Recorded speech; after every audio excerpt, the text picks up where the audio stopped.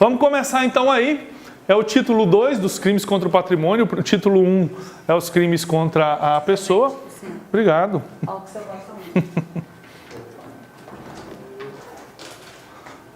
Obrigado. E o primeiro crime aí é o crime de furto, artigo 155. A gente pode aí subdividir o furto mais ou menos assim, né? Furto simples, tá no caput. Furto noturno, está no parágrafo 1º. Furto privilegiado, no parágrafo 2º. Furto qualificado, no parágrafo 4º. Na verdade, tem mais aqui agora, né? 4º, parágrafo 4A, parágrafo 5º, 6º e já tem o parágrafo 7º também, tá? Eu acabei não alterando nessa folha de rosto aqui, mas nos slides lá tem os parágrafos novos. Pessoal, e o parágrafo 3º? Onde é que está o parágrafo 3º? O parágrafo 3º, eu trato ele aqui, ó, junto com o furto simples. Porque o parágrafo 3º, na verdade, ele equipara a energia elétrica ou outra com valor econômico a coisa móvel que pode ser objeto de furto. Então eu trato o parágrafo 3º junto com o caput, como se fosse o furto simples. Vamos lá, vamos começar a ver um por um. O primeiro que nós vamos ver aí então é o furto simples, que está no caput do artigo 155. E está aí, subtrair para si ou para outrem coisa alheia móvel. Pena, reclusão de 1 a 4 anos e multa. Esse é o furto. Então eu poderia, se eu fosse esquematizar o furto, ele estaria esquematizado mais ou menos assim. A conduta típica, o verbo do furto é subtrair. Então a primeira presunção que eu tenho, se o verbo do furto é subtrair, a primeira presunção que eu tenho é que aquela coisa não está na minha posse. Está na posse de outra pessoa e eu subtraio, retiro da posse de outra pessoa. Primeira presunção que eu tenho. Depois nós vamos trabalhar aí uma exceção a essa regra. Subtrair o quê? Qual que é o objeto material? Subtrair coisa móvel. Portanto, as coisas imóveis não podem ser objeto de furto. Que coisa móvel? Coisa móvel alheia. Por quê? Porque eu posso subtrair o seu celular, mas eu não posso subtrair o meu celular. O meu celular é meu. Não pode ser objeto de furto o meu celular. Eu não posso subtrair algo que é meu, só subtraio algo que é alheio. E o elemento subjetivo, nós vamos destrinchar um pouco melhor esse elemento subjetivo, mas é um crime doloso, e o dolo aqui é um dolo com uma finalidade especial. É o dolo de ficar com a coisa para si ou para outrem, né? Assenhoramento aqui, eu estou querendo dizer que é a intenção de ficar com a coisa para você ou para outra pessoa. Isso aqui é de extrema importância no furto. Vamos ver aqui a pouquinho que a falta disso aqui gera atipicidade, não é nem crime. Vamos começar a destrinchar um pouco melhor essas informações aí. Quem pode praticar furto? O furto, ele exige alguma qualidade especial da pessoa? Ou qualquer um pode fazer aí? Furto. Então, mas exige alguma qualidade especial, então? É diferente, por exemplo, do infanticídio que nós vimos na última aula, que para cometer infanticídio precisa ser a mãe em estado puerperal, durante o parto ou logo após, né? Então, quem pode praticar furto? Qualquer pessoa. Não exige uma qualidade especial, mas eu tenho uma restrição. Obviamente, qualquer pessoa, exceto o próprio dono, porque como nós vimos ali, é coisa alheia. Se é coisa alheia, o próprio dono não pode praticar furto. E quem é a vítima do furto? A vítima do furto também é qualquer pessoa, física ou jurídica, e aqui é a parte importante. Que seja a proprietária, a possuidora ou mesmo a mera detentora da coisa. Você pegou um carro do seu tio emprestado para ir na balada, estacionou lá fora, quis economizar R$8. Chegou lá, tinham levado o carro. Quem que é a vítima desse furto? Você, que era o detentor ou possuidor da coisa, e também o seu tio, que era o proprietário. Então, a vítima do furto não é só o dono da coisa, é o dono da coisa e também aquele que tinha a posse ou a detenção da coisa naquele momento. Então, o sujeito ativo é quem pode praticar o crime, sujeito passivo é quem pode ser vítima desse crime.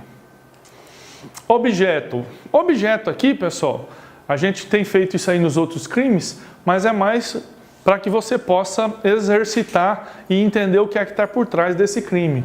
Qual é o objeto de proteção desse crime? Nós acabamos de falar, é subtrair coisa. E ele está dentro do título dos crimes contra o patrimônio. Então, qual que é o objeto material? A coisa. Por trás disso, o que é que está se protegendo? É o patrimônio das pessoas. Isso aqui eu posso ir lá, então, se eu for lá no título, vai estar lá, dos crimes contra o patrimônio. Então, dentro do patrimônio, a coisa, nesse crime, o que está protegendo é a coisa. Que coisa? Coisa móvel. Elemento subjetivo. Nas outras aulas eu falei para vocês, vou repetir hoje. Quando o examinador colocar assim essa expressão, elemento subjetivo, o que é que ele está querendo extrair de você? Ele está querendo saber se você conhece esse crime e sabe se esse crime pode ser praticado na modalidade culposa ou apenas na modalidade dolosa. Então, quando ele falar de elemento subjetivo, qual é o assunto por trás disso? Dolo e culpa. Dolo e culpa. Dolo e culpa é matéria do Dr. Ivar, né? De parte geral do direito penal. Mas a gente vai dar sempre que possível umas pinceladas aqui. Esse crime aqui não admite a modalidade culposa. Como assim não admite? Não existe previsão para responsabilização do furto culposo. Como é que eu sei disso? Bom, porque eu já li todo o artigo do furto e não tem nenhum parágrafo do furto que fala do furto culposo. Qual é a regra geral do Código Penal? Artigo 18, lá diz o seguinte: os crimes só são puníveis na modalidade dolosa. Essa é a regra. Mas está lá assim, salvo expressa a previsão em contrário. Então, para punir um crime na modalidade culposa, o que é que eu preciso? Tem que estar escrito lá. Nós vimos o homicídio na aula passada, aí tem lá 2 aulas atrás. No homicídio está lá o parágrafo 3º. Do homicídio culposo. Se o homicídio é praticado culposamente, a pena de 1 a 3. Então, o homicídio é punível na modalidade culposa? É. E o furto? Não existe previsão legal.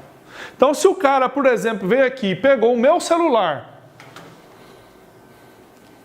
mas pensava que era o dele, por negligência que ele não prestou atenção, que eram celulares iguais, ele achou que era o dele e foi embora.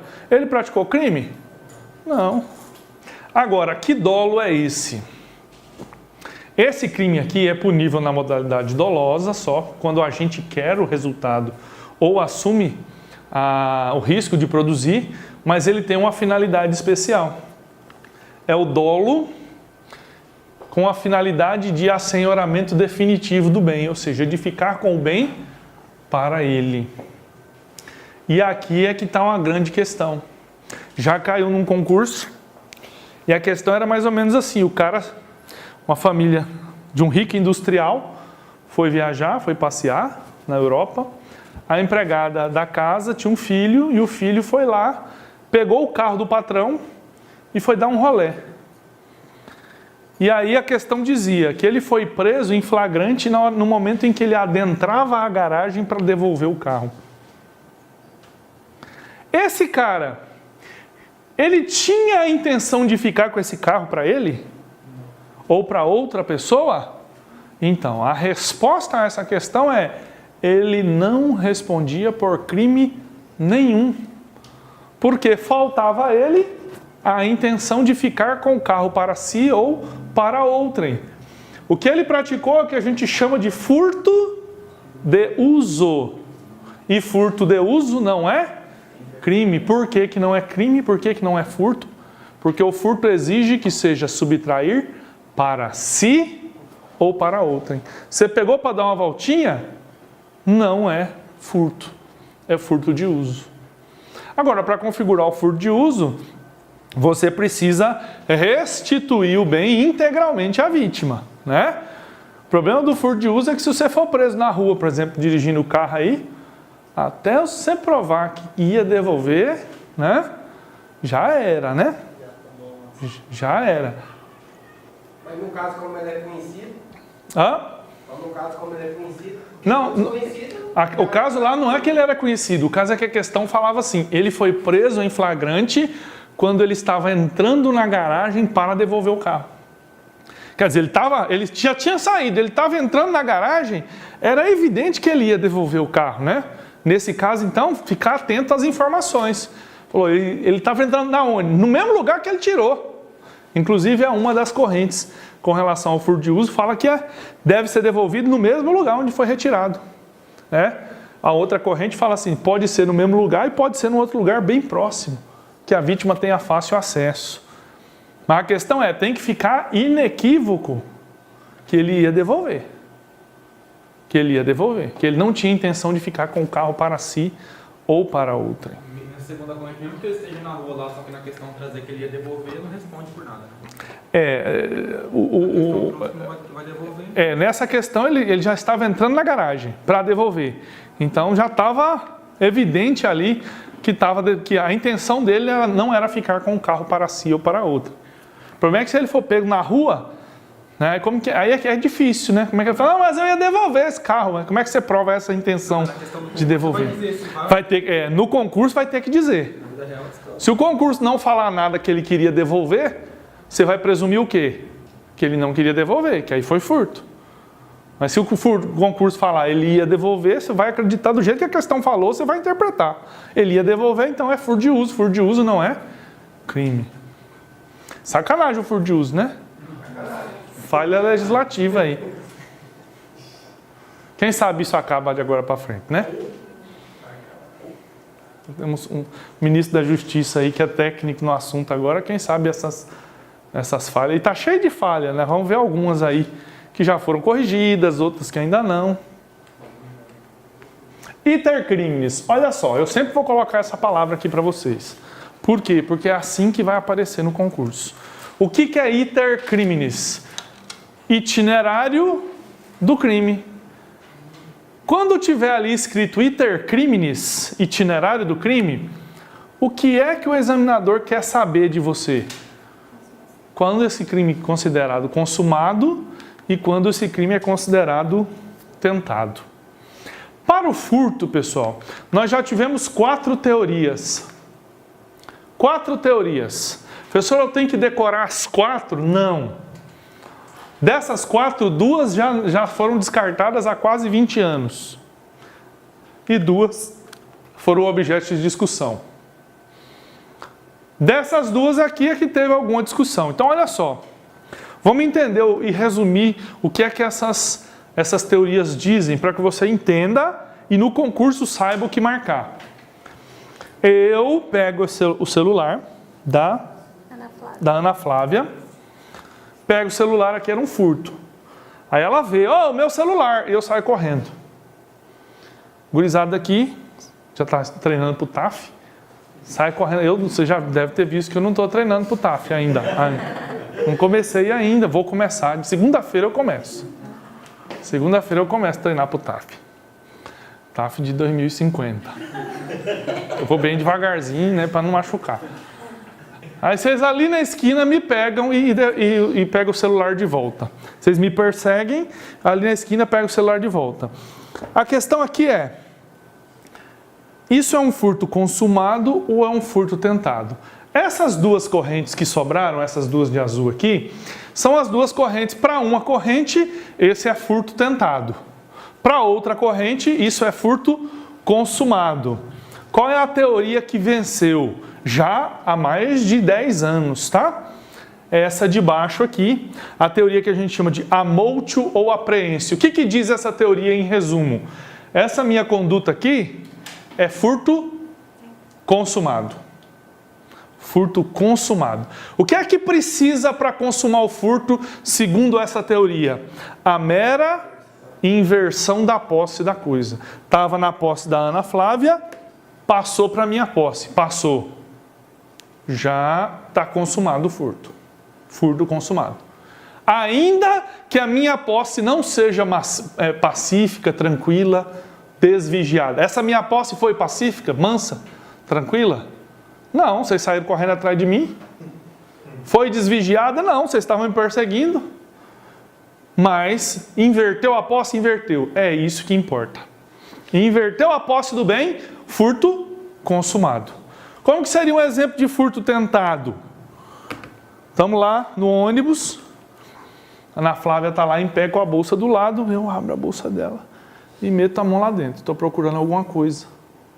Aí ela fez, o que é isso? Eu não consegui pegar nada. Furto tentado. Se eu tivesse conseguido tirar o celular dela, furto consumado. Então inverteu a posse, consumou. Independentemente se ela viu, se ela não viu, se a posse foi mansa, pacífica, tranquila ou não. Se foi perseguido, se tomaram o celular de volta, não importa. Para consumar o furto, basta a inversão da posse. Com relação ao roubo, que nós vamos ver ainda, as teorias são as mesmas e a teoria adotada é a mesma. Quando é que se consuma, portanto, o roubo? Com a mera inversão da posse da coisa. Inverteu a posse, saiu da mão da vítima, foi para a mão do ladrão, consumou. Aliás, com relação ao roubo, eu tenho até uma súmula. Súmula 582 do STJ. Olha o que essa súmula fala. Essa súmula é específica para o roubo, mas ela retrata a mesma teoria do furto. Então fala aí, consuma-se o crime de roubo com a inversão da posse do bem mediante emprego de violência ou grave ameaça, porque o roubo é praticado com violência ou grave ameaça, ainda que por breve tempo e em seguida a perseguição imediata ao agente e recuperação da coisa roubada, sendo prescindível. O que é prescindível? Dispensável. A posse mansa, pacífica ou desvigiada. Então, para o roubo e para o furto, essa historinha que eu contei foi igualzinha a essa aqui, só que a minha história foi um furto, né? Essa aqui está narrando um roubo, porque teve violência ou grave ameaça, e a que eu contei foi um furto, porque foi sem violência ou grave ameaça. Então, tanto no roubo quanto no furto, inverteu a posse, consumou. Bom, com relação ao furto, eu disse para vocês agorinha que a primeira pressuposição que eu faço é que se o verbo é subtrair, eu não tenho a posse da coisa e retiro essa coisa da posse da vítima, né? Subtrair é isso, eu pego de outra pessoa. Contudo, pessoal, eu preciso pontuar com vocês aqui uma diferença entre o furto e a apropriação indébita. Porque a pressuposição que eu tenho na apropriação indébita é que eu já tinha a posse da coisa. Enquanto que no furto eu não tinha a posse da coisa. Mas aí eu preciso tomar cuidado. Vamos pensar numa situação hipotética aí. Eu passo lá na banquinha, na sua banquinha de roupa, fica lá na rua, na feira, não sei. Aí tem uma camiseta do meu time, eu pergunto assim, quanto que tá? Tanto? Será que serve em mim, né? Posso experimentar? Aí a pessoa pega a camiseta e me entrega. Eu visto a camiseta. Aí ela vira as costas para conversar com outro cliente e eu vou embora. A minha conduta é furto ou é apropriação indébita? Pelo que eu falei até agora, configura apropriação indébita. Porque a diferença que eu fiz para vocês até agora é, se não tem a posse, é furto. Se tem a posse, não é furto. Beleza? Essa é a regra. Mas que posse é essa? E aí aqui eu tenho uma observação, uma exceção para vocês. Que tipo de posse era essa que eu tinha? Era uma posse vigiada, aquela posse que eu tinha autorização para ficar ali só com a camisa, ou era uma posse desvigiada, que eu tinha autorização para ir embora? Posse vigiada, pois então. Se a minha posse for vigiada, também é considerado furto. Eu estava na posse da camiseta já, não estava? Mas nesse caso, uma posse vigiada configura furto ainda. Então a regra geral, no furto eu não tenho a posse da coisa. Mas é possível praticar o furto tendo a posse da coisa quando a posse for vigiada. Vamos pensar no exemplo do mesmo caso de posse desvigiada, que vai ser apropriação indébita. Eu ligo lá na sua banquinha. Manda para mim a camiseta aí do time. Aí você me manda a camiseta. Pega lá, separa e entrega para o seu motoboy. Falou, entrega logo porque vai ter jogo hoje, eu quero assistir. Aí o motoboy pega essa camisa e sai dali com ela. O motoboy tem a posse da camiseta? Tem. A posse dele é vigiada ou desvigiada? Desvigiada. Aí ele está na estrada, aí ele olha ali e fala, pô, camiseta do meu time, cara. Pô, o jogo vai começar agorinha. Quer saber de uma coisa? Vou ficar com essa camiseta para mim. E aí ele veste a camiseta e vai assistir o jogo lá no bar. Nós estamos falando de um corintiano. Oh, não é. Não é do Corinthians.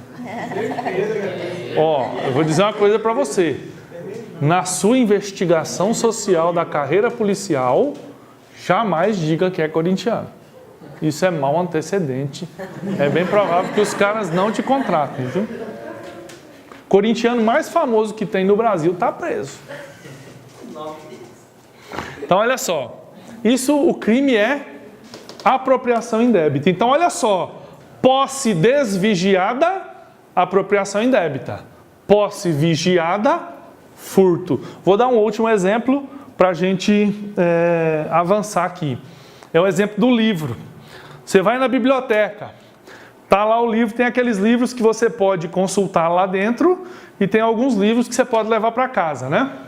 Então, aquele livro que você pode consultar lá dentro. Você fala assim, ó, eu queria o livro do Dr. Ivar. Livro de Direito Penal do Dr. Ivar. Falou, isso ó, está em falta, todo mundo está procurando. Eu só tenho esse exemplar aqui que não pode emprestar para casa. Esse é o exemplar que fica aqui. Então, ela vai entrega para o cara ler ali na biblioteca. O cara tem a posse do livro? Tem. Mas que tipo de posse é essa? Vigiada. O bibliotecário vira as costas, ele põe o livro na mochila e sai. Qual é o crime dele? Furto. Chega lá, cria o livro do professor Jefferson Júnior. Falei, esse aí quase ninguém procura. Tem aqui um monte sobrando para emprestar. Né? Então eu vou pegar esse. Você leva ele, é para devolver numa semana, aí você fala assim, você quer saber de uma coisa? Vou ficar com esse livro para mim. Ele tinha a posse do livro? Tinha. Que tipo de posse era essa? Desvigiada. O crime é a apropriação indébita. Então, de regra, o furto é subtrair, inverter a posse. Mas, no caso em que eu tenho a posse, mas a minha posse é vigiada, também será considerado furto. Tá? É uma exceção na interpretação do furto aí. Lembrem-se aí do livro, tá? Do livro para empréstimo e do livro para consulta lá. E aí, se cair na prova, você faça a associação. Isso aqui é posse vigiada ou desvigiada. Algumas observações gerais sobre o furto, já falei até algumas, né? Furto de uso. O furto de uso não é crime, porque falta a finalidade especial, subtrair para si ou para outrem. Alguns requisitos para o furto de uso aí, né? Requisito subjetivo, a intenção de usar momentaneamente a coisa. E o requisito objetivo, restituição integral e efetiva dela para a vítima. O cara que pega o seu carro aqui na frente do hipo e larga lá no trevo do lagarto, não é furto de uso. Furto de uso é restituir à vítima, aqui no mesmo lugar ou logo ali, no lugar muito próximo, né? Em que inequivocamente eu conseguiria pegar a coisa de volta. Outra questão aí, furto famélico. O que é o furto famélico, né? É furto, subtrair comida para satisfazer a fome própria ou a fome de terceiro, né? É uma espécie de estado de necessidade. Então tá lá, seu filho está chorando de fome, você não tem dinheiro, não está trabalhando, está doente, precisa de leite. Você vai lá, pega um leite. Furto famélico, para saciar a fome de terceiro, nesse caso do seu filho. Tem requisitos também. Primeiro requisito, que seja para saciar a fome. Já teve um caso em que, por exemplo, subtrair pinga foi considerado furto famélico.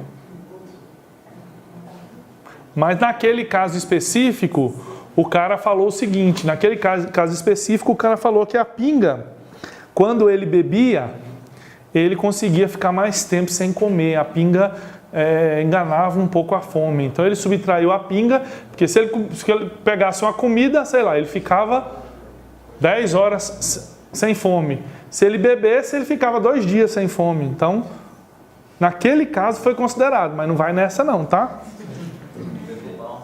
Não vai nessa não. Não haja outra forma de saciar a fome.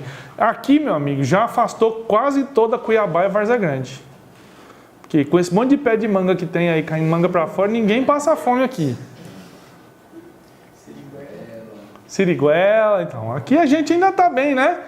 Agora você pensa lá em São Paulo, que né, não tem terra para lugar nenhum, é tudo concreto, não tem uma árvore, né? Lá talvez, né, passou na banquinha, pegou uma maçã para comer. Aqui não, aqui tem manga caindo para fora aí. Que é a subtração de coisa capaz de contornar uma situação emergencial. Estou com muita fome, meus filhos estão com fome, então eu vou lá e pego 10 picanha. É porque você não conhece o povo da minha casa, né? Então não é para contornar uma situação emergencial. Então não adianta eu pegar uma quantidade que dá para ficar um mês, não é para saciar a fome, não é para fazer a compra do mês, é para matar a fome momentânea. Um espetinho, um pacotinho de carne, ou qualquer uma coisa que seja para aquele momento. E o último aí, né? Insuficiência de recursos e impossibilidade de trabalhar. Por exemplo, mãe com 10 filhos, já foi considerado impossibilidade de trabalhar. Todos filhos menores. Não tem creche para todo mundo, né? Agora, se tiver Bolsa Família, hoje está sossegado, né? Mas nem na época não tinha. Aí essa mulher, se ela fosse trabalhar, para ela saía mais caro manter alguém para cuidar das crianças, trabalhar e manter alguém para cuidar das crianças, do que ela mesmo cuidar. E o último aqui é o furto de bagatela. Furto de bagatela, quando você ouvir essa expressão furto de bagatela, tem a ver com objeto de valor insignificante, valor ínfimo, valor pequeno. Bagatela tem a ver com coisa pequenininha. Daqui a pouquinho nós vamos ver até quanto é considerado bagatela e até quanto é considerado pequeno valor, tá? Daqui a pouquinho nós vamos falar dos valores aí. Então essas são algumas observações gerais. Cuidado com o furto de uso, cuidado com o furto famélico e cuidado com o furto de bagatela. Bom, como eu disse para vocês, o caput fala de subtrair para si ou para outra em coisa alheia móvel. Quando a gente fala de coisa móvel, a gente já pensa de algo que eu possa apalpar, que eu possa pegar.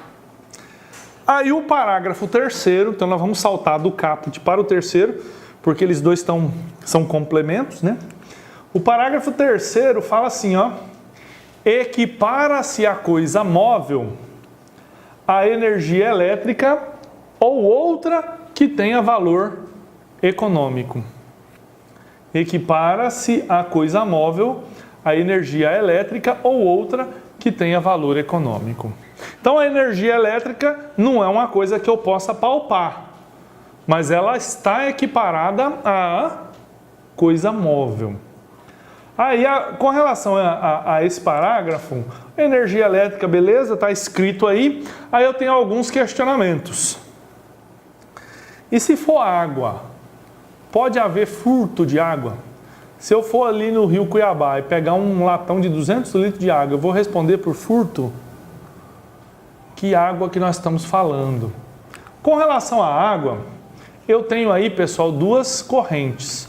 A primeira corrente fala o seguinte: não, a água é coisa de uso comum do povo. Se é de uso comum do povo, é de todo mundo, inclusive minha. Se é minha, não é alheia. Então, se eu pegar, não é crime. Ou outro que vai falar assim, ela é res nullius, né? A água é coisa de ninguém. Ninguém é dono da água. Beleza, se ninguém é dono da água, então ela não é alheia. Se ela não é alheia, não pode ser objeto de furto. Aí eu tenho a outra corrente que vem e fala assim, não, peraí. A água dos rios, dos mares, tudo bem, essa aí é de uso comum do povo, né? Essa aí é de ninguém ou é de todo mundo. Agora, aquela água que foi captada, que foi tratada, armazenada para o fornecimento por companhia pública ou privada, essa água aqui pode ser objeto de furto. Qual é a teoria que prevalece? Na sua prova, a água pode ser objeto de furto? Você vai falar que essa água que foi captada, tratada, armazenada, essa pode ser. Ela é considerada bem industrializado. Portanto, ela é de alguém, portanto, pode ser objeto de furto. Tranquilo com a água? Essa aqui não tem nem discussão. Você vai dizer, a água que foi captada, armazenada, tratada e vai ser distribuída, essa pode ser objeto de furto. Água de rios e mares, não. Agora o problema é esse próximo aqui, ó. E subtração de sinal de TV a cabo. Essa aqui complica e essa aqui a CESP já perguntou. Por quê? Porque aqui há uma divergência entre o Supremo e o STJ. O STJ pensa de um jeito, o STF pensa de outro. E a pergunta da CESP foi assim. Segundo o Superior Tribunal de Justiça, o sinal de TV a cabo pode ser objeto de furto. Correto ou errado? Nós temos dois posicionamentos. De um lado, sim, e o STJ está desse lado. O STJ entende que o sinal de TV a cabo pode ser objeto de furto. Ele se equipara à energia, por exemplo, energia elétrica. Lá fala, né? Equipara-se a coisa móvel, a energia elétrica, ou outra com valor econômico. Ou outra o quê? Outra energia, né? Faltou a palavra aí, ela está implícita, né? A energia elétrica ou outra o quê? Ou outra energia com valor econômico. O STJ entendeu que o sinal de TV a cabo pode ser objeto de furto. Porém, o STF entende que não. O STF entende que não pode ser objeto de furto. Por quê? O STF, ele se apega ao conceito da palavra energia. Olha o que ele fala ali, ó. O César Roberto Bittencourt, né? E depois o STF. A energia se consome, se esgota, diminui e pode inclusive terminar. Ao passo que sinal de televisão não se gasta. Quem se utiliza clandestinamente de sinal de televisão não retira e tampouco se apossa, não havendo qualquer diminuição do patrimônio alheio, que em última instância é o bem jurídico protegido. Tem fundamento? Tem fundamento. Né? O sinal de TV a cabo não é igual a internet, por exemplo, né? Pega o Wi-Fi aí e dá a senha para todo mundo. Se tiver um celular usando, é uma velocidade. Se tiver 30, já não tem velocidade mais, né? Já não tem uma velocidade, acabou. Agora, a TV a cabo é assim? Você está lá na sua casa, liga uma TV na TV a cabo, o sinal está ótimo. Você ligou 10, o sinal piora. É isso? Não. Então, o Supremo se apegou no conceito de energia. Ele falou assim, TV a cabo não é energia. Se não é energia, não pode ser objeto de furto. Então, se você está praticando esse crime lá na sua casa, saiba que se você tiver dinheiro para chegar até o Supremo, tá tudo bem. Se você parar no STJ, ferrou. Então, se lembre disso, tá? Chegando até o Supremo, está liberado. Então, o que é que o Supremo pensa? Sinal de TV a cabo não é crime. Para o STJ, é crime. Você precisa saber a diferença de um para o outro, tá? A CESP já perguntou, segundo o Superior Tribunal de Justiça. A resposta é, para o Superior Tribunal de Justiça, é sim. Para o STF, não é. Bom, e aí vamos fazer uma diferenciação também entre o furto e o estelionato. Porque quase sempre o que você está pensando aí como sendo furto de energia, ele não é um furto, ele é um estelionato. Quando que haverá furto de energia elétrica? Quando você puxar direto do padrão. Você pegar a energia lá, você pega os dois fiozinhos, liga ali direto no poste. Lá você está subtraindo. Quando você vai lá no seu relógio medidor, mexe no relógio medidor para pagar menos do que deveria, ele tinha que rodar rápido. Aí você faz uma marquinha lá, entorta ele, aí ele roda mais devagar, né? Você está consumindo energia e está pagando pouco. Isso não é furto. Isso é estelionato. Por quê? Nesse caso do relógio, você está subtraindo energia da empresa ou é a empresa que está te entregando energia? Ela que está te entregando, só que você está enganando ela para pagar menos do que deveria. Se você está enganando para pagar menos do que deveria, estelionato. Se você não está pagando nada, está puxando direto do poste, furto de energia. Então, cuidado também aí com essa jogadinha. Conheci o cara que tinha os dois.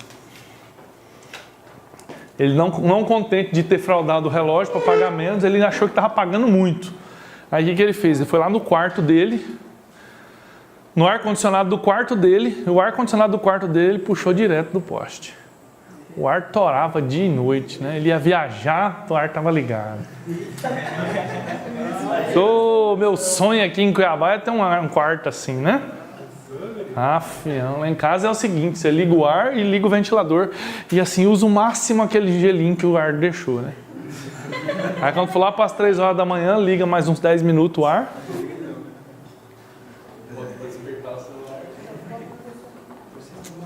A mesma coisa a gente pode dizer com relação à água, tá? O cara tá puxando a água antes do relógio medidor, não passa por relógio, furto de água. Se ele está fraudando o relógio, ele está... aí é estelionato.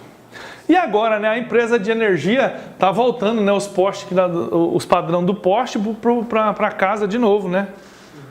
E aí quando a gente enche 2 garrafas d'água e põe em cima do padrão de casa, é o quê? É furto ou é estelionato? Só simpatia mesmo, né? Porque não diminui a conta, né? Mas diziam que isso aí diminuía a conta, né? Como que eu avisei pra você?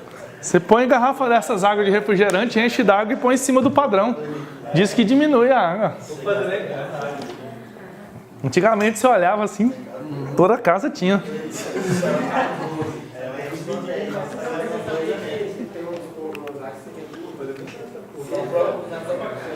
A pena então aqui, a pena do furto simples e do parágrafo 3º é a mesma, né? De 1 a 4 anos. A pena então do furto simples, de 1 a 4 anos, tranquilo. Vamos falar agora do parágrafo 1º. O parágrafo 1º, pessoal, é uma causa de aumento de pena. É o chamado furto noturno. O que é o furto noturno? A pena aumenta-se de 1/3 se o crime é praticado durante o repouso noturno. Quando que é que ocorre o repouso noturno? Aqui eu não tenho um horário específico. Por quê? Cada um vai dormir numa hora diferente? Não. Porque, por exemplo, qual que é o horário normal que a gente vai dormir aqui durante a semana? 11 horas, 11h30, meia-noite, né? Quem mora lá no Tijucal é uma hora de diferença. Nós que moramos aqui em Várzea Grande seguimos o horário padrão. Qual que é o horário de incidência dessa causa de aumento? Depende, por quê? Porque aqui, vamos supor que a gente vai dormir 11h30, meia-noite. O meu sogro, 8 horas da noite, já está no segundo sono lá no sítio em Santo Antônio, do Leverger, na entrada do Pantanal. Então, o horário de repouso noturno na região rural é diferente da região urbana. Quando que vai o nosso repouso noturno? Bom, o repouso noturno vai de meia-noite, sei lá, 11h30, meia-noite, até a hora que o sol nasce. Não, pessoal, mas eu durmo até meio-dia. Então, mas meio-dia já não é mais noturno, né? Quando o sol nasceu, deixou de ser noturno. Agora, e lá o meu sogro? Vai dormir 7h30, 8 horas. 4h30, 5 horas da manhã, ele já está acordado. Então, tem um período da noite lá que é noturno, mas não é mais o horário de repouso. Então, eu preciso avaliar justamente isso. Naquela região, quando é que as pessoas vão dormir e o horário normal que elas acordam, né? Eu tenho certeza que aqui não tem mais ninguém que dorme até meio-dia, porque concurseiro não pode se dar esse luxo, né? De dormir até meio-dia. Aqueles que estudam de madrugada. Mesmo assim, né? Pelo silêncio. Mesmo assim. Eu estudei muito tempo de madrugada. Mas eu acordava cedo para estudar também. Aí depois nasceu as crianças. Aí eu tive que parar de estudar para trabalhar, para comprar leite, fralda para todo mundo. Aí ficou mais difícil, né? Aí eu dou aula todo dia de manhã e de noite. E nas minhas horas vagas, né, período vespertino, eu sou funcionário público estadual do Poder Judiciário. E aí aula sábado, domingo também, né? Quando tem eu dou. E assim, não tá dando ainda, né? Eu vou ter que arrumar aquele bico de Uber de meia-noite às 6 para poder complementar a renda lá em casa. Ou Uber, ou entregar pizza nessas Tem um outro Uber para entrega. Então, provavelmente eu vou me inscrever num desses aí. Aí o cara vai me assaltar, eu falo, pô, tem certeza que você vai me assaltar? Aí eu vou tirar a foto do celular assim. Eu trabalho aqui na primeira vara criminal, que é a vara do júri aqui de Várzea Grande. Então, quem que é cliente nosso lá? Por exemplo, Cabo Hércules, o Célio, tem foto com eles tudo lá. Você tem certeza que você vai me assaltar? Olha a minha parceria aqui, ó. O cara olha e fala assim, putz, Cabo Hércules. Bom, desculpa, senhor, desculpa. Né? Vou até deixar um dinheirinho com o senhor que eu peguei do último roubo aqui para ajudar nas despesas, né? Então, qual que é o horário de incidência dessa causa de aumento? Não tem um horário específico. Vai depender do horário em que a maioria das pessoas vai dormir. O que importa é que seja noturno e seja o horário em que a maioria das pessoas naquela região esteja dormindo. O legislador aqui quis mandar um recado seguinte. Aquele cara que se vale de um horário em que há menor vigilância sobre as coisas, merece maior reprovação. Se for 3 horas da tarde, o cara ali no centro, o cara ali no bairro, entra na sua casa, 2 caras, né? 2 caras de chinelo, tudo sujo, camiseta rasgada, aí sai da sua casa com aquela sua TV de 80 polegadas, Smart Full HD, que você comprou com o primeiro salário da PRF. E parcelou o resto ainda, né? Porque 80 polegadas é caro, né? 10 mil não dá não, 10 mil não dá. Algum vizinho vai olhar aquela movimentação e vai falar, nossa, alguma coisa está errada. Quem que é aquele povo saindo da casa dele? Alguém que está na rua vai achar estranho esses caras carregando uma televisão. Polícia militar, o polícia civil, com certeza, né? Ainda mais agora, o Bolsonaro tomou posse na segunda-feira. Esse domingo, né? Domingo. Que dia que ele tomou posse, gente? Terça-feira, já estou até... Dia primeiro. A polícia já vai assim, cadê a nota fiscal dessa televisão aí? Né? Não tem, já gentilmente vai convidar esses rapazes a comparecerem até lá na delegacia. Né? Vai convidá-los a comparecer na delegacia. Agora, se isso acontecer de madrugada, 3 horas da manhã, é mais difícil o vizinho ver, porque o vizinho também está dormindo. Não vai ter gente na rua andando para cima e para baixo para achar aquilo estranho.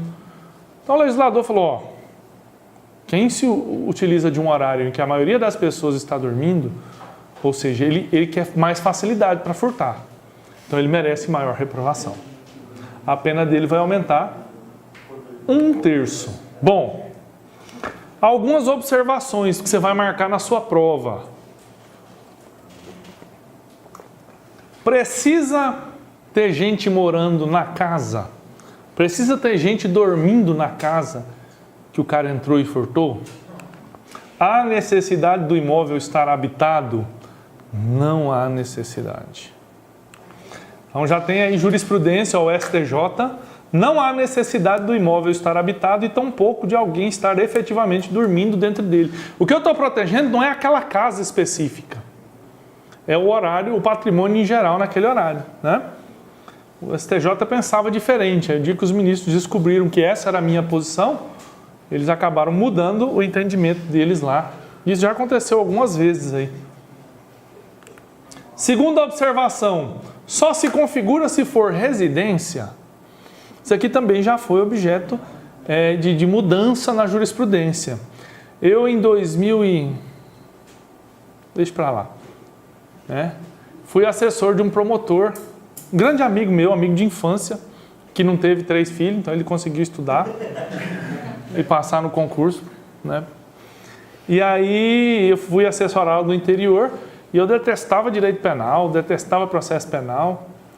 E aí o Ministério Público disponibilizou para eles a assessoria e aí ele me chamou, você não quer vir me assessorar? Você me ajuda na parte civil aqui, que eu não sei nem o que eu faço.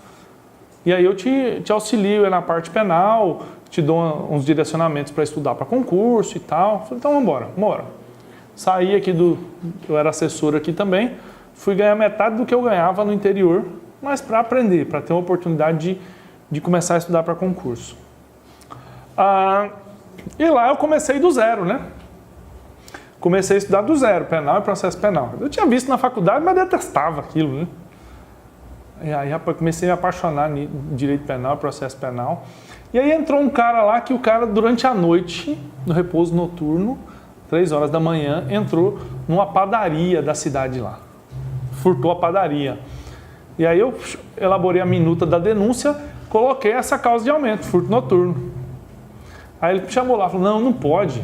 Mas por que não pode? Não, porque o entendimento da jurisprudência aí é que só se configura se for residência. O estabelecimento comercial não configura furto noturno. Quem falou isso?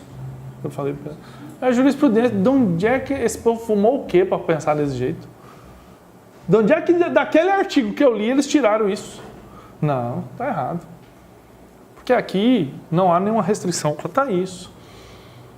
A finalidade do legislador, que eu fui ler a exposição de motivos, a finalidade do legislador é essa, assim, por causa disso. Então, ainda que seja assim a jurisprudência, está errado.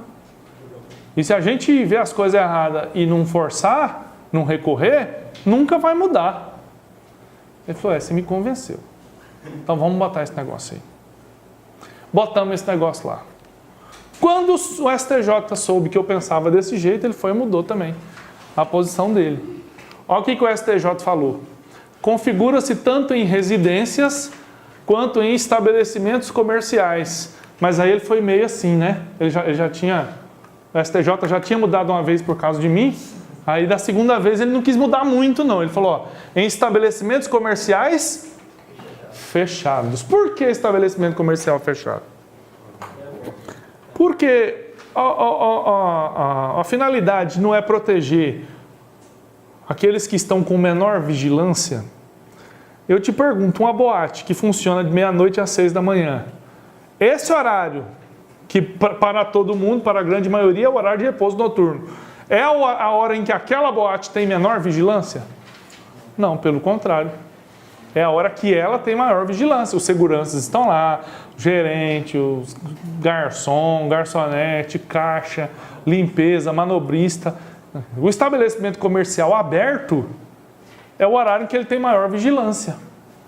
Por exemplo, então, o Big Lar 24 horas lá na Miguel Steel, esse aí nunca vai ter essa causa de aumento, porque se ele funciona 24 horas, durante o repouso noturno, ele está em funcionamento. Então, ele não entra aqui na jurisprudência do STJ. Tranquilo? Então, só se configura que for residência? Não. Estabelecimento comercial também, desde que esteja fechado. E aí a terceira, né, tá a quarta aqui, mas tá errada a terceira. Tá? é compatível com quais modalidades? Lá no homicídio, 121, nós temos lá o parágrafo 2º, são as qualificadoras. Parágrafo 4º, parágrafo 6º, parágrafo 7º, são as causas de aumento. Então, note que é um padrão, mais ou menos assim, quase todos os crimes, as causas de aumento sempre estão nos últimos parágrafos. Aqui no roubo, o legislador usou outro parâmetro. Ele pôs o caput aqui, o parágrafo 1º, a causa de aumento, e no parágrafo 4º, lá embaixo, ele colocou qualificadora. Qualificadora. Aí, nessa padaria, o cara, ele destruiu a janela da padaria. Nós vamos ver ainda que destruir o obstáculo, romper ou destruir o obstáculo é uma qualificadora do roubo. Aí eu coloquei lá na denúncia também, roubo qualificado pelo rompimento de obstáculo com a causa de aumento, furto noturno. Ele falou, mas aqui não pode. Eu falei, por que não pode? Ah, porque a jurisprudência fala que não. O que esse povo fumou para tirar essa conclusão? Não, porque aqui nós temos um critério topológico ou topográfico, né? O legislador, quando quis que a causa de aumento fosse aplicada mesmo no crime qualificado, ela colocou a causa de aumento lá no final. Aí quer dizer, daqui para trás, pega tudo. Aqui no furto, a causa de aumento está no começo. Então, por esse critério, só pega daqui para trás. Ou seja, eu não posso dizer que o furto foi qualificado e com causa de aumento, porque essa causa de aumento, se ela está antes da qualificadora, é porque eu não posso combinar ela com a qualificadora. Aí foi mais 40 minutos de conversa. Tudo bem, você me convenceu, seus argumentos são bons. Vamos colocar aí, mas eu sei que não vai colar. Em 2014, mandei um WhatsApp para ele. Aí, ó. STJ 2014, dezembro de 2014, falou que sim, que qualquer modalidade de furto é compatível com aquela causa de aumento. Então agora eu posso ter o furto qualificado com a causa de aumento, repouso noturno. É aplicável com qualquer artigo, qualquer parágrafo do furto. Então não é só o furto simples. Pode ser o furto qualificado, nesse caso aí da padaria, foi qualificado pela destruição de um obstáculo e aumentado pelo furto noturno. Essa causa de aumento do furto noturno aí é em residências e estabelecimentos comerciais fechados. Fechados. E no cara que furta veículo automotor, repouso noturno, também tem essa causa de aumento ou não? Sim, normal. Normal. Não tem. Que é aí é o objeto, né, só. O que vai importar para mim é o horário, né? Pessoal, e aquele cara que é guarda noturno? Ah, isso aqui, ó, você pode ver também lá no informativo 554 do STJ, tá? Tem inclusive essa informação aí. Pessoal, e o cara que é guarda noturno e ele trabalha de noite e dorme de dia. Na casa dele, então, vai ser durante o dia? Não, não é noturno. A gente sabe que ele dorme de noite. A gente sabe. Então, fingindo que ele não dorme de noite, que ele dorme de dia em casa. A gente sabe que ele dorme de noite, né? Tem aquela história do cara, tava saindo, né, um ricaço, aí o guarda noturno dele, né, ele tava saindo bem cedinho, né? O guarda noturno, doutor, aqui, o senhor está indo viajar? Tô de avião? Tô. Doutor, eu queria pedir para o senhor não viajar hoje. Não, mas por quê? Doutor, eu tive um sonho muito ruim, um sonho que o avião do senhor caía. Aí o cara foi para o aeroporto, chegou lá no aeroporto, ele ficou com medo e não pegou o avião.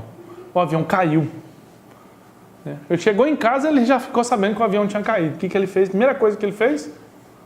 demitiu o guarda. Por quê? Porque se ele sonhou é porque ele estava dormindo de noite. Né? E ele tinha que estar acordado, cuidando da casa. Esse aí deve ser aquele Dr. Pimpolho. Já ouviram falar do Dr. Pimpolho? Deve ser o Dr. Pimpolho, esse patrão aí.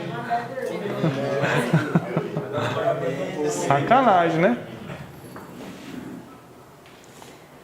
No STJ e no STF, tá? Tem essa posição já.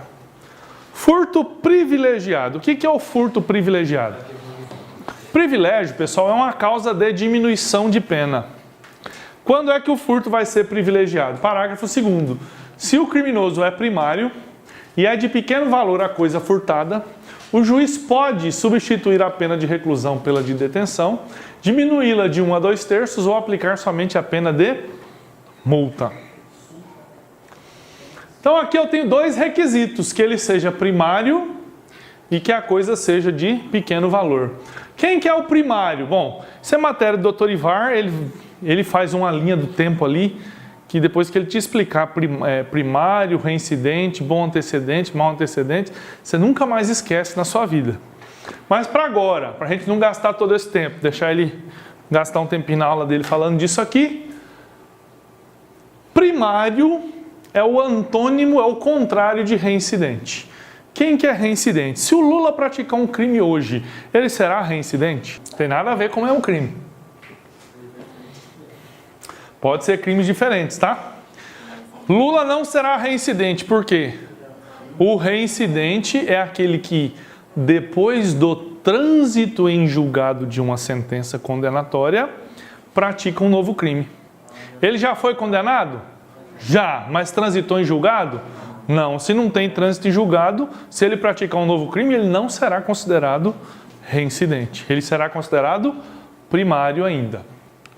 Então, exige o quê? Primariedade, ou seja, que ele não seja reincidente, e pequeno valor. Quanto que é pequeno valor? A legislação não falou. A jurisprudência cunhou aí que pequeno valor é aquele que não ultrapassa R$1.000, ou, quer dizer, R$998, né? Que é o salário mínimo atual. Aí. Vou falando assim, que é isso? Viu lá, Bolsonaro diminuiu o valor do salário mínimo. Como assim diminuiu? 950. Não, diminuiu como? Não, é porque era 1.006. Onde que era 1.006? Qual é o documento que está escrito que era 1.006? Era uma expectativa ser R$1.006. Só que a expectativa do começo do ano. O que é um decreto da Dilma, que fixou a forma de cálculo do salário mínimo até 2019. Ela diz o seguinte: o salário mínimo é uma fórmula matemática lá que leva em consideração o PIB dos dois anos anteriores e a inflação do ano anterior. E a inflação que eles fizeram a previsão, a inflação que ia dar R$1.006, não atingiu aquela inflação, deu outro valor. Então eles fizeram o cálculo de acordo com a inflação, deu R$998. Não é porque ele diminuiu, não tinha 1.006 em lugar nenhum, né? Então, hoje em dia, um salário mínimo, 998. Só algumas observações, tá? Pequeno valor é diferente de valor insignificante. Valor insignificante retira a tipicidade, vê lá o furto de bagatela, tá? Então, o princípio da insignificância precisa aí de alguns requisitos, né? Mineirinho ou Mari, né? O Dr. Ivar gosta de chamar mineirinho, né? E aí o valor está aqui no último, né, que é o mineirinho, inexpressividade da lesão. Quanto que é valor insignificante? Até 20% do salário mínimo. Você vai encontrar decisões que falam 10, você vai encontrar decisões que falam 30, mas a grande maioria das decisões fala em 20%. A majoritária jurisprudência aí fala em 20%. Agora sim, o furto qualificado, parágrafo 4º.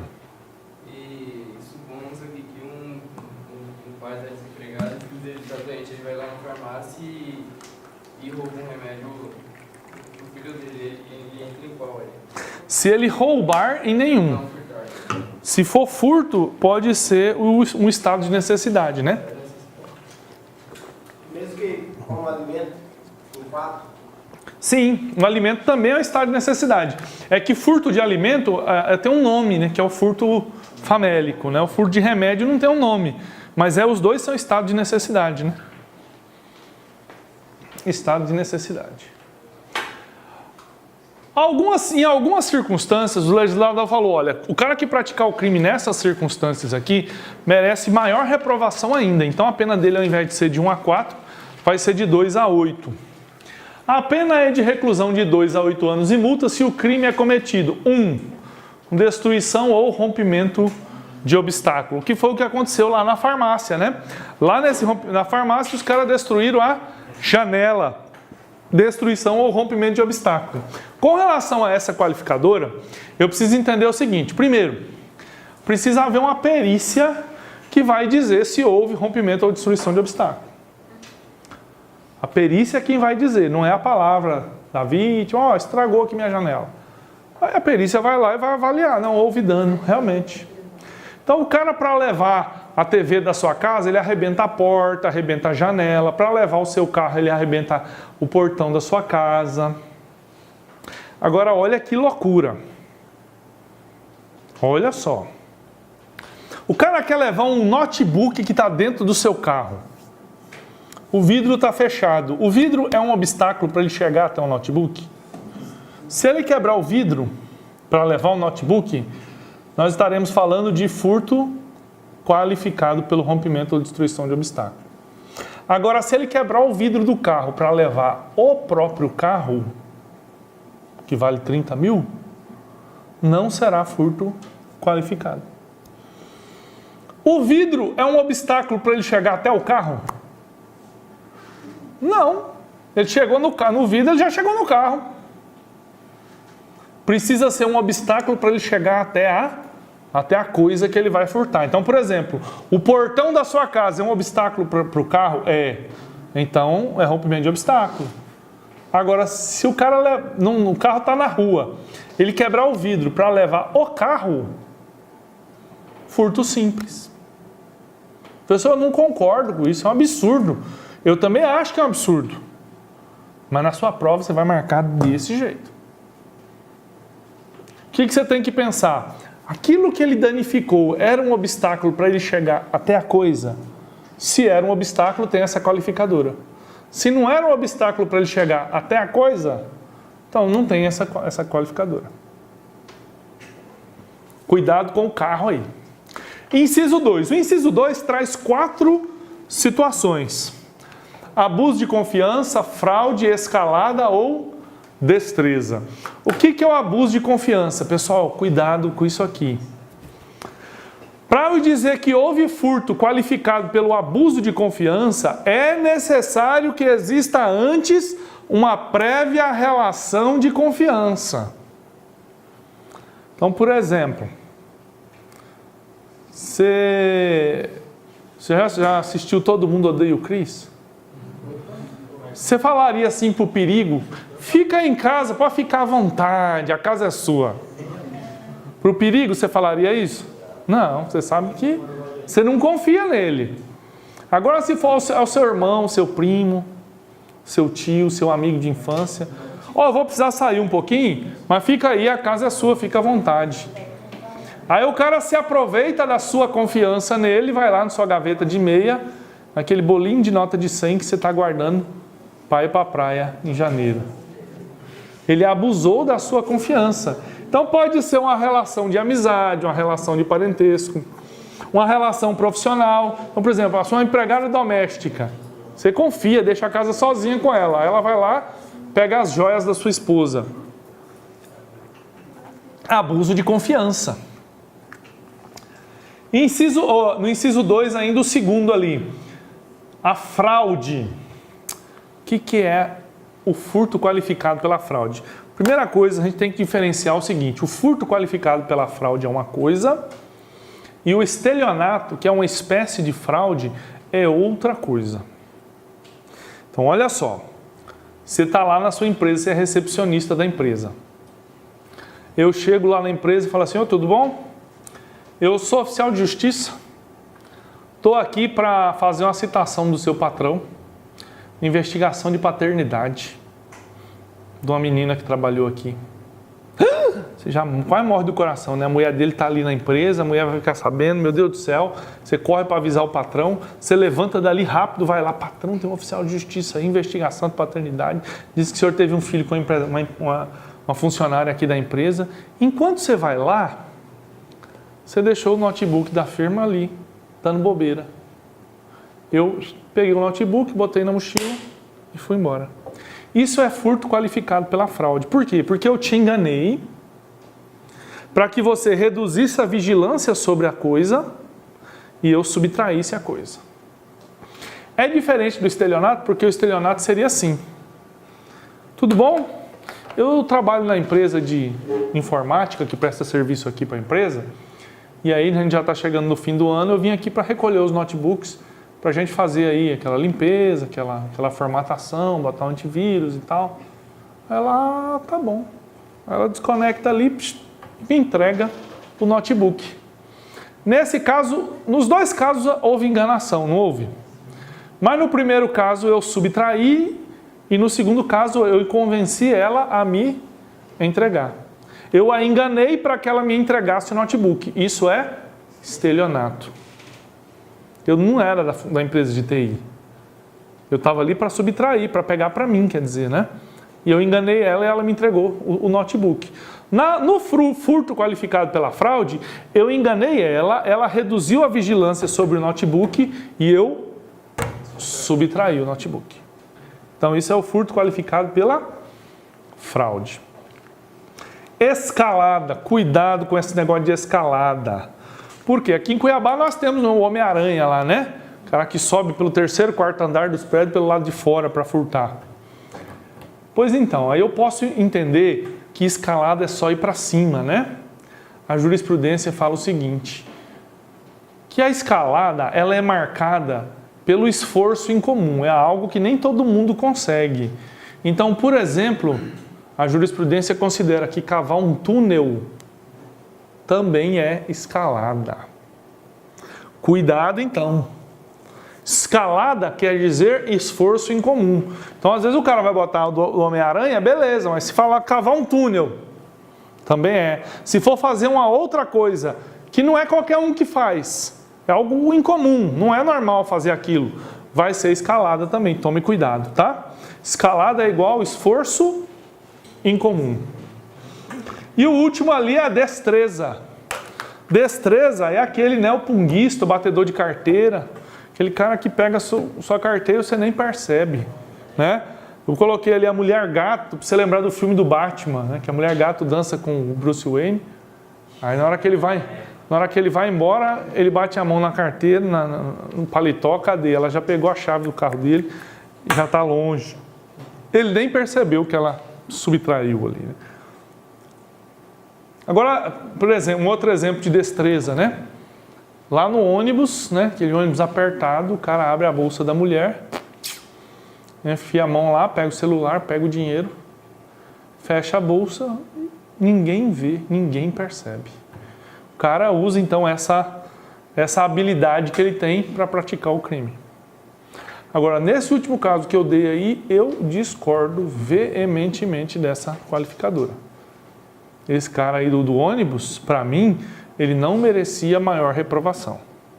Pelo contrário, ele tinha que pegar um furto privilegiado, ter uma pena baixinha, converter essa pena privativa de liberdade em restritiva de direitos, botar esse cara para prestar serviço à comunidade dando palestra para nós homens de como encontrar as coisas na bolsa das mulheres. Informação de extrema relevância para a nossa vida. Minha mulher, quando fala assim, vai lá, pega lá, tá na minha bolsa, em lugar assim, eu não acho. Esse cara que enfia a mão na bolsa de uma desconhecida e acha o celular e o dinheiro, cara, essa é uma informação que a gente, nós homens, precisamos saber, né? Tem que ser, assim, no curso de casamento, esse aí tem que ser assim, ó, o último estágio do curso de casamento tem que ser esse, como encontrar coisas na bolsa da sua esposa. Inciso 3, chave falsa. O que é chave falsa? Bom, chave falsa não é cópia da verdadeira. Chave falsa não é a verdadeira que você foi lá e pegou um dia antes. Chave falsa é uma chave ou instrumento que é capaz de abrir a porta, sem ser a verdadeira, sem ser cópia da verdadeira. Aquela chave micha ou qualquer outro instrumento que o cara consiga abrir a porta. Pode ser. Agora olha só, se fosse você hoje, está em desuso a chave falsa. Porque é o seguinte, você chega lá com a chave, com a micha, gasta 40 minutos para abrir com cuidado a porta do cara. Para pegar a televisão e ir embora. A sua pena é a mesma daquele cara que chegou, meteu o pé na porta, quebrou tudo e levou a televisão. Você vai ficar tendo cuidado com a chave do... Se a pena sua é a mesma, então você mete o pé, porque aí dá até aumenta a produtividade, né? Se você gasta 40 minutos para abrir com cuidado, você gasta 5 para quebrar com o pé, dá para você roubar mais umas 4, 5 casas depois. No final do dia, a sua produtividade, você ganha por produtividade, sua produtividade já vai estar maiorzinha. Inciso 4. Concurso de 2 ou mais pessoas. Concurso de 2 ou mais pessoas. Então, se tiverem 2 pessoas para furtar ou mais, também a pena não será de 1 a 4, a pena será de 2 a 8. E aqui é interessante o seguinte, e se for, professor, um maior junto com um menor de idade? Bom, o menor de idade vai para o ECA, né? A gente sabe que não dá nada, né? E o maior? O maior responde com essa qualificadora. Não precisa ser 2 maiores para configurar essa qualificadora, tá? Precisa ser 2 pessoas. Ah, se foi o cara e um cachorro? Não, não é. Tem que ser 2 pessoas. Pode ser um maior e um menor? Pode. Mas tem que ser 2 pessoas. Vamos ver o próximo parágrafo, que é um parágrafo novo, tá? Antes da gente ir para o recreio, vamos ver outro parágrafo. A pena, esse aqui foi inserido em abril de 2018, tá?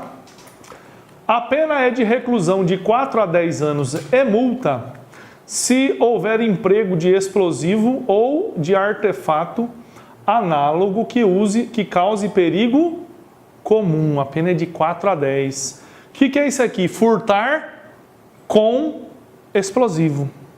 Por que será que essa qualificadora entrou no código aqui, né? Será que é porque é preocupação mesmo do deputado assim com os explosivos? Ou é por causa do lobby dos bancos, né? Isso aqui é por conta da explosão de caixa eletrônico. O que é considerado explosivo para esse fim aqui? O conceito de explosivo é substância ou artefato que possa produzir explosão, detonação, propulsão ou efeito pirotécnico.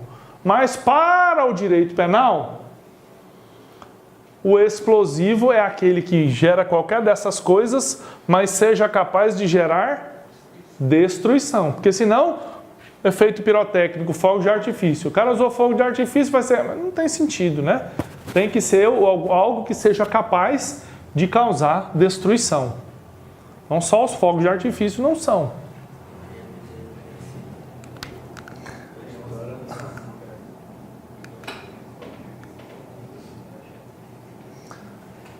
Olha só, um tiro no pé, para a gente ir para o recreio aqui. Um tiro no pé do legislador com essa qualificadora. Antes de existir essa qualificadora, o cara que praticava o crime respondia por quê? Antes dessa qualificadora, ele respondia por furto qualificado pelo rompimento de obstáculo, pena mínima 2 anos, em concurso com crime de explosão, pena mínima 3, com aumento de 1 ano, 4. Ou seja, 2 anos mais 4, qual que era a pena mínima antes dessa lei? 2 do furto e 4 da explosão. E depois dessa lei?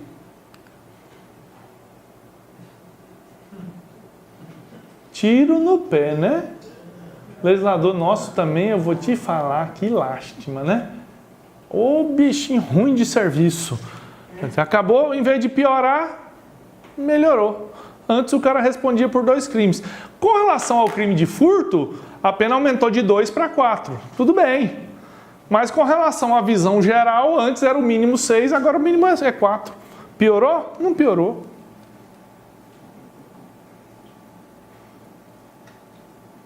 Vamos no parágrafo 5º aqui para a gente ir para o recreio. A pena é de reclusão de 3 a 8 se a subtração for de veículo automotor que venha a ser transportado para outro estado ou para o exterior. Nós tivemos um caso aqui, uma questão de prova, que dizia o seguinte, que a mulher subtraiu um carro em Cuiabá, ainda era assim a questão. Subtraiu o carro em Cuiabá e ela foi presa em Vilhena, quando estava negociando a venda do carro. Dizia a questão ainda que 10 dias depois da prisão da mãe, o filho dela, aqui em Cuiabá, devolveu o carro para o delegado. E aí perguntava qual era a responsabilidade penal dela, gurizada escorregou na casca de banana. Todo mundo marcou essa qualificadora. Por que ela não responde por essa qualificadora? Quem é que ultrapassou a barreira do Estado? Ela ou o carro? Ela! A questão não falava que o filho dela devolveu o carro aqui em Cuiabá? Se o filho dela devolveu o carro aqui é porque ela não estava com o carro lá, porque senão o delegado tinha apreendido o carro lá. Então essa qualificadora aqui, o carro precisa, o carro é só veículo automotor e o veículo precisa transpor a divisa do estado ou do país. Se ele for preso antes de transpor a divisa, não tem essa qualificadora. Tem que transpor a divisa. Agora olha um problema. Eu subtraí o carro em Goiânia, levei para Brasília. Eu tenho essa qualificadora? Por quê? Distrito Federal é Estado? Falha legislativa. Aqui não falou que venha a ser transportado para outro Estado? Direito penal eu tenho que trabalhar legalidade, taxatividade. Está escrito que eu tenho que transportar para outro Estado. O Distrito Federal é Estado? Não. Se o Distrito Federal é Estado, não qualifica o crime aqui, tá? Não qualifica. Olha só uma questão. E se eu furtar o carro em Mato Grosso e levar para Brasília? Por que qualifica? Porque eu tenho que passar por Goiás. Vocês estão entendendo por que vai cair geografia na prova de vocês? Você tem que saber disso aí. Se atenta para a geografia. Então, para o Distrito Federal não qualifica. Parágrafo 6º. Parágrafo 6º, pessoal, foi incluído aqui no Código Penal em 2016. Ele trata do abigeato. O que é o abigeato? É o famoso furto de gado, né? Quer dizer que furtar gado antes não era crime? Não, era, só que não era qualificado, né? A pena é de reclusão de 2 a 5 anos, se a subtração for de semovente domesticável de produção, ainda que abatido ou dividido em partes no local da subtração. Então eu posso levar o bicho vivo, eu posso matar e levar ele morto inteiro, ou eu posso matar e dividir ele no local e levar só as partes. Vai ser furto qualificado, abigeato do mesmo jeito, tá? Agora é o seguinte, que animal que ele está falando aí? Qualquer animal pode ser objeto dessa qualificadora? Não é qualquer animal. Ele exigiu ali semovente, domesticável, de produção. Vamos ver o que é o semovente domesticável de produção. Semovente é aquele que tem aptidão de se movimentar de um lugar para o outro por sua própria força. Domesticável, né? Suscetível de amansamento ou de convivência pacífica com o homem. Agora o último requisito, de produção. Esse animal precisa gerar circulação de riqueza, seja na área industrial ou na comercial. Então, aquele pincher que você tem lá na sua casa, aquele que você tem 3 anos que você não vai no médico porque não tem dinheiro, mas você leva ele todo mês no veterinário, né? Para que serve o pincher na sua casa? só para na hora que o ladrão chegar ele latir, acordar o Rottweiler ou o Pitbull, aí o Pitbull vai lá no ladrão, né? A função dele é só essa. É de estimação? É. Então não tem essa qualificadora, tá? Não é o animal de estimação. Aqui é um animal que gera riqueza. Então tudo bem. Se é um cachorro que você tem, eu tenho que perguntar, o cachorro é um semovente? É. É domesticável? É. Agora ele é de produção? Não, o meu eu sou reprodutor, eu sou criador, né? Esse cachorro aqui é reprodutor, é pedigree, não sei o quê. Ah, bom, tudo bem, se você ganha dinheiro com ele, ele pode ser o objeto do furto dessa qualificadora. Se é aquele seu cachorrinho de estimação, não vai ter essa qualificadora, obviamente. Por quê? Ele até pode ser semovente, pode ser domesticável, mas você não ganha dinheiro com ele, pelo contrário, né? Esse aí você só gasta. Peixe de VAR, né? Pois então, eu não queria entrar nessa pergunta, né? E os peixes do Ivar? Sugiro a você que faça a prova. Aproveita que o Dr. Ivar não está aí, né? Leva alguns para casa, né? Dizem que já até fizeram isso aí, né? Foi o pai dele que fez. Mas o pai dele esperou ele não estar aqui, então até segunda eu não vou comer, né? Felizmente eu não estou podendo comer peixe, né, do Dr. Ivar. Ele sabe meu endereço, para ir lá me prender é muito fácil, né? Mas se fosse você, eu faria isso para poder tirar a prova, né? Eu acho que você pode até dizer que é estado de necessidade de terceiro. Estado de necessidade tem peixe aí, pessoal, que não tem espaço mais para... Tá tão grande que eles estão aí. Tá atrofiando as barbatanas aí. Tem peixe aí que já deve dar 200, 250 quilos. É um estado de necessidade dos outros peixes. Você vai tirar ele daí porque os outros têm um pouquinho mais de liberdade, né? Tá igual disseram, né? Teve uma época que teve um rolo aqui em Barão de Melgaço, Santo Antônio, que aquele apóstolo Valdemiro tinha uma fazenda aqui, né? Diz que a fazenda dele, o negócio lá era assim. Se morresse uma vaca no pasto, ela levava 15 dias para cair no chão. Tão cheio de vaca que tinha que ela não tinha nem onde tombar lá assim, né? Tá mais ou menos igual o aquário da Dr. Ivar aí, né? Agora ele me falou que os primeiros colocados no concurso ele vai fazer uma peixada aí, vai matar uns 2 desses aí, ele alimenta quase várzea grande, né?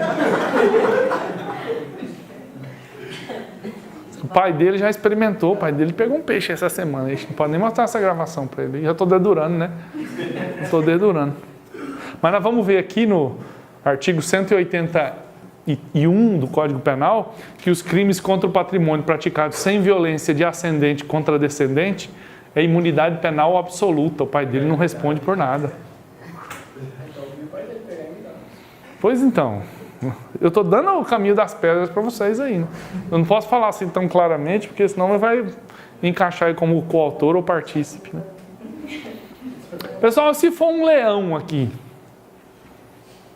o cara faz exposição, mas é domesticável, esse é o problema, tá? Leão é animal selvagem. Então, os domesticáveis são aqueles passíveis de amansamento, de convivência pacífica.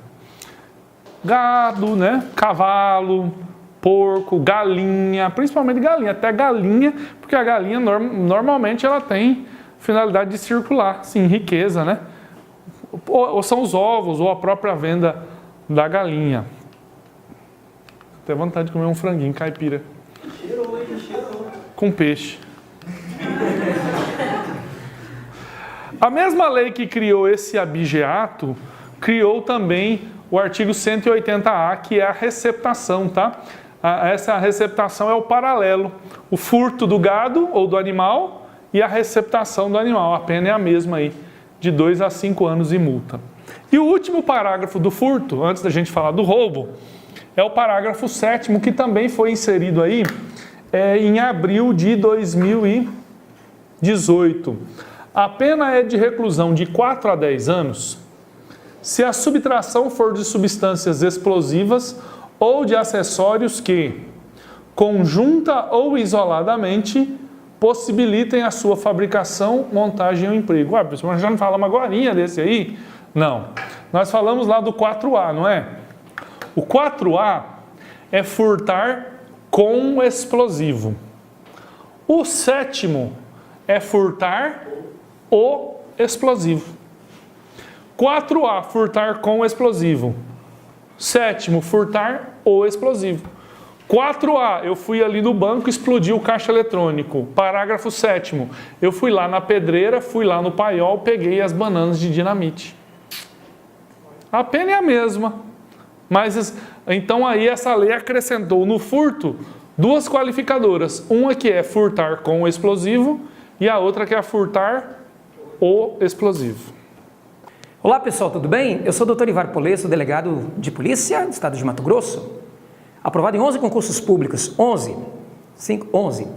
Você que gostou do nosso vídeo, acabou de ver o nosso vídeo, se gostou, dê um like, inscreva no canal e acione a notificação do YouTube no seu celular para você receber as novas aulas gratuitas que a gente vai postar aqui no nosso canal, tá bom? E se você quiser ver essa aula completa, entre no site hipoconcursos.com.br, que lá você vai ver um mundo de aulas e de pacotes e de cursos que estão gravados, que vão te ajudar na sua aprovação, tá bom? Nós te esperamos e se encontramos nas nossas aulas. Um grande abraço. Seja bem-vindo ao mundo hiponiano, Hipo Mais. Nós e com você, todo mundo junto até a sua aprovação. Até mais.